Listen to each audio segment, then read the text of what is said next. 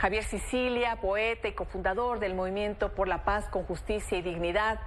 Buenas noches, querido Javier. Gracias por estar con nosotros. Contrario, Elisa, gracias. Gracias como siempre a ti. Eres un hombre que, bueno, has reflexionado muchísimo sobre estos temas que han impactado de manera terrible desde hace tiempo, pero que se han ido agudizando, aunque las denuncias de los familiares, las denuncias de las víctimas han estado ahí desde hace mucho tiempo. Javier, ¿qué reflexión nos puedes compartir en relación a este nuevo hallazgo? Y decimos nuevo porque volvieron a entrar familiares de personas desaparecidas a este lugar que es un campo de exterminio y dieron a conocer estas imágenes tremendas. Javier. Mira, Elisa, es un tema, por desgracia, recurrente. Este campo de exterminio es un campo más de los decenas y centenas que hay. Digo, hay que recordar que desde 2010 el campo de exterminio allá en Tamaulipas, cuando masacraron a estas pobres gentes, a estos migrantes, ¿no? Uh-huh. Y luego se encontraron otro campo justamente junto a esos 72 cadáveres más calcinados y no pasó nada.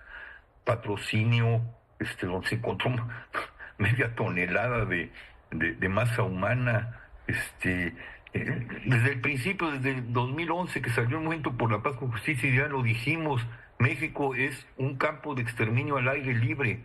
Uh-huh. Y ningún gobierno, ni los del PRI, ni los del PAN, ni los menos los de Morena, se han metido en serio a enfrentar este problema y la gravedad de este problema.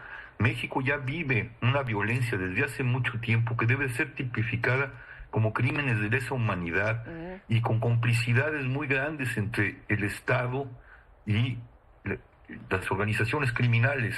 Es decir, es un Estado absolutamente corrompido y un país absolutamente desfondado. Y esto es tremendo. Pasa un crimen, viene un gran escándalo, sucede se visibiliza un campo de exterminio, otro más, sí. Colusiones con el Estado por parte del crimen organizado, y no pasa absolutamente nada. Seguimos tocando esto como si fueran sucesos aislados y no un fenómeno profundo que tiene devorado ya este país, que necesita ser refundado, que necesita ser intervenido por organizaciones internacionales, pero no hay la voluntad política. Digo, simplemente otra vez, vamos a investigar, el fiscal, el jefe Manero, investigar que necesitamos una política de Estado que termine con esto y que se desmonten las redes de complicidad que hay desde el Estado con los criminales organizados.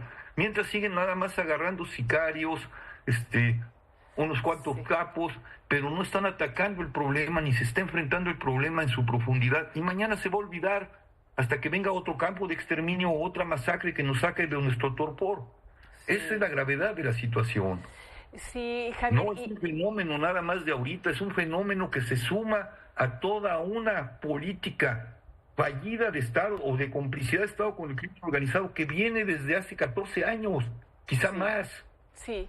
Oye, Javier, y bueno, hoy comentabas lo que dijo el fiscal Gertz Manero en esta mañanera. Veíamos a la presidenta también ahí presente y dijo: vamos primero, antes de atraer el caso, a investigar a las autoridades locales. No es posible que no supieran que esto existiera y entonces la retórica oficialista del momento es centrar todo a lo local, que por supuesto hay que investigar lo municipal, estatal, pero ¿qué sucede con lo federal? Tratándose de estos fenómenos de crimen organizado, de tantas células que han invadido el territorio nacional en zonas enteras de la República Mexicana, no tendría, ¿por qué tenemos que esperar a ver si puede presentar ante un juez este caso y se pueda federalizar, como lo dijo Gertz Manero? O sea, ¿cuáles son las bases jurídicas? ¿Qué nos puede proteger para para que atiendan estos temas en donde claramente está metido el crimen organizado, están los cárteles de la droga. Mira, eso es la forma en que ha actuado este gobierno y los gobiernos anteriores. Es agarrar un caso emblemático que los desborda. Este es un caso que lo está desbordando, como el caso de Ayotzinapa, como el caso de mi hijo. Sí. Bueno, de mi hijo logramos hacer cosas importantes, pero los demás los usaron y este va a ser usado así como un bote para patearlo, irlo pateando, concentrar el drama de todo el país en este fenómeno, en esta particularidad del fenómeno y no hacer absolutamente nada. Como te digo, el gobierno federal tiene una responsabilidad muy grande, tiene la responsabilidad junto con los estados y junto con los municipios y junto con la oposición y junto con el país entero de crear una política de Estado verdaderamente profunda e integral que nos saque del hoyo. Pero siguen atacando esto como si fueran casos aislados y responsabilidades del gobierno. Bueno, el propio gobernador, digo, esta cosa de Gertz Manero y de la presidenta o presidente o como se le pueda decir, contrasta también con lo del gobernador. Es que fue en mi pasado. No se dan cuenta que estos son crímenes de Estado, no son crímenes de gobierno, son crímenes de Estado. Y frente a crímenes de Estado y frente a crímenes que ya se deben de tipificar como de lesa humanidad contra la humanidad, porque son gravísimos, tiene un tufo de Auschwitz esto, y sumado a otros campos de exterminio, un tufo como el de Auschwitz, guardando sus proporciones, deberían de crear ya una política integral. Juntos, esto lo sacamos la nación como prioridad y a través de una política de Estado radical e integral, o simplemente seguirán pateando el bote y nos seguiremos hundiendo en el infierno hasta que surja otro campo de exterminio. Porque la noticia mañana, en 2 días se acabó. O hasta que surja otra masacre. Y mientras seguimos perdiendo al país, lo estamos perdiendo. Sí, es muy fuerte. Es muy fuerte, Javier, y muy fuerte además como periodistas, tú participas en medios de comunicación también, poder transmitir y no perdernos además en cómo se va diluyendo incluso el lenguaje para nombrar las cosas, ¿no? Esto que se acaba de encontrar es un campo de exterminio. Como campos de exterminio se han dado en otros momentos de la historia de México y que las madres buscadoras, los padres que han perdido a sus hijos, que han asesinado a sus hijos, estos criminales como Juanito, como tu hijo Javier, lo han dicho claramente. Y entonces, como periodistas, como comunicadores, vemos estos detalles, ¿no? Que cuidan las palabras y cómo se va diluyendo todo.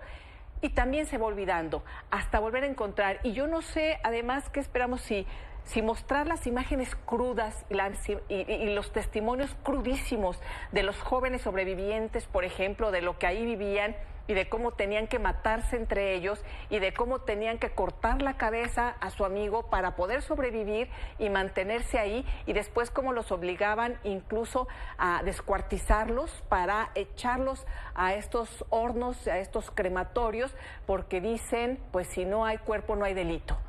Tenemos que platicar esto, tenemos que decirlo, tenemos que verlo, o nos estamos perdiendo también entre tanto horror.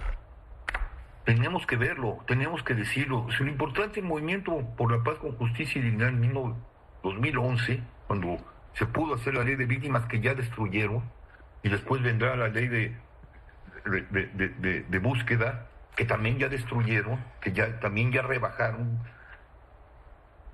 Es el testimonio. Porque todo se diluye en cifras y en casos que aislados y ya pasó y a ver que viene el otro y otro que por allá. No, hay que verlo como fenómeno, nombrarlo como lo que es: campos de exterminio, crímenes contra la humanidad, complicidades del Estado con la criminalidad. Y estas son las historias de un Estado monstruosamente fallido, monstruosamente criminal, monstruosamente dado al crimen organizado. Y hay que decirlo y repetirlo y volverlo a repetir hasta que escuchen. Pero no es el Estado, no es el gobierno de Claudia Sheinbaum, el de Andrés Manuel, el de Calderón, el de Peña Nieto, son todos ellos, y soy la oposición y es este gobierno. Necesitamos pararlo. Yo llamaría al país, si realmente todavía tenemos un gramo de dignidad, no solo de indignación, la tenemos, pero sino de dignidad, deberíamos llamar a nosotros mismos y decir, hoy no trabajamos, hoy paramos el país y les decimos a la clase política, al Estado y a los criminales, así ya no, paren esto y hagamos una política de Estado conjunta y como prioridad de la nación, salvemos la nación. Pero yo me pregunto si tenemos todavía esa capacidad de respuesta, de capacidad de indignación y de respuesta. Sí. Ese es el gran tema que tiene ahorita la nación, ¿no? Sí, querido Javier, te agradezco tus reflexiones, te agradezco el testimonio que has dado también a lo largo de todos estos años y si nos lo permites, pues sigamos en contacto, sigamos en comunicación, pues por lo pronto platicándonos lo que nos ha pasado y lo que nos sigue sucediendo, porque si no lo sabemos, si no lo visibilizamos, si no lo nombramos, pues difícilmente vamos a poder hacer algo con ello, ¿no? Claro que sí. Muchísimas gracias. Gracias, muchas Javier. Gracias y esperemos que la indignación realmente se convierta en respuesta, en resistencia y en capacidad de doblar al Estado para que para que vuelva a ser lo que tiene que ser un Estado. Sí. Proteger a sus ciudadanos, cuidarlos y hacer justicia y construir la paz. Pero no haciendo estas tonterías y pateando botes y jugando a que son crímenes aislados y a ver si los atraen o no los atrae la Federación. Esas son estupideces, ¿no?